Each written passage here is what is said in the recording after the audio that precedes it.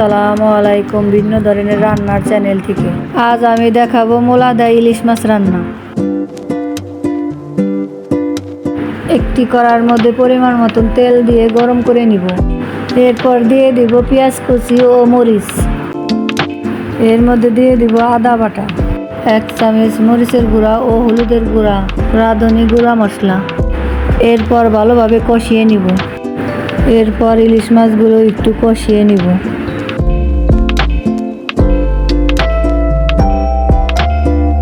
এরপর দিয়ে দিব স্বাদ মতন লবণ।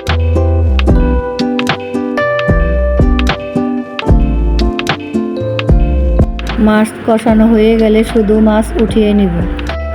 এরপর দিয়ে দিব মূলা ও আলু। এখন এগুলো ভালোভাবে কষিয়ে নিব। কষানো হয়ে গেলে এর মধ্যে দিয়ে দিব পরিমাণ মতন পানি। পানির পরিমাণ চাইলে কম বেশি রাখতে পারেন। এরপর ঢাকনাটা ঢেকে 10 মিনিট জাল করে নিব, বলক আসা পর্যন্ত।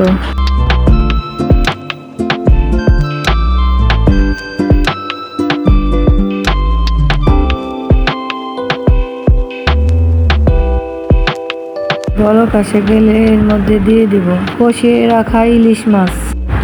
এরপর আবার 5 মিনিট ঢাকনাটা ঢেকে জাল করে নিব। 5 মিনিট পর নামিয়ে নিব।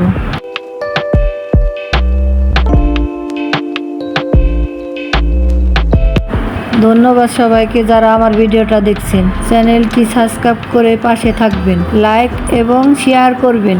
আসসালামু আলাইকুম।